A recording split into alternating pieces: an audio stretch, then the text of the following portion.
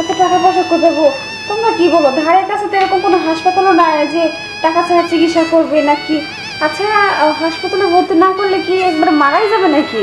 আরে হ্যাঁ হ্যাঁ, রোগীর অবস্থা সত্যি খুবই খারাপ, আমি তো দেখলাম, ভালোভাবেই দেখলাম। আর তাছাড়া আপনারা কি বলতেছেন, আমাকে তাড়াতাড়ি একটা সিদ্ধান্ত তো জানান, আমি অ্যাম্বুলেন্সকে ফোন দিব নাকি, কিছু বলেন। আচ্ছা, উনি কতক্ষণ, মানে কি অবস্থা, কতক্ষণ বাঁচে থাকতে পারে এরকম কোনো কিছু, মানে না ভর্তি করলে কি খুবই সমস্যা? সমস্যা বলতে ওনার যে অবস্থা, উনি হয়তো বা 2-3 ঘন্টা। আরে মা, তুমি বাদ দাও তো। ডাক্তার সাহেব, আপনি এক কাম করেন, আসলে তো আমাদের মানে আশেপাশে কোনো হসপিটাল নাই, বুঝছেন? আর আমরা অত কিছু বুঝিও না। আরে মা একটু যা বুঝে আর কি। আচ্ছা, আপনি যান, ওগুলা রেডি করেন, আর আমরা দেখি নেওয়ার ব্যবস্থা করুন। সত্যি কি 2-3 ঘন্টা পরে মারা যাবে? দেখুন, আমি তো বারবার বলতেছি ওনার অবস্থা খুবই খারাপ, আর এই মুহূর্তে যদি ওনাকে হসপিটালে না ভর্তি করা হয় তাহলে 2-3 ঘন্টার মধ্যে উনি আর বাঁচবে না, মারা যাবে। এখন আপনারা দেখেন কি করবেন। আব্বা, আব্বা, তুমি মাকে একটু বুঝাও, মাই ভালো বুঝে, আমি এসব বলি, তুমি মারা একটু বুঝাও।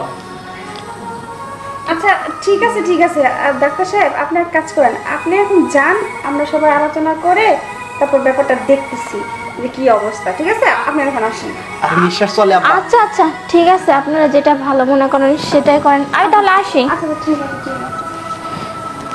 এই ভালো করে চেক করতো, দেখতো বাইসা নাকি মরে গেছে, চেক কর ভালো করে। আরে নিঃশ্বাস চলছে, ভাসি আছে তো।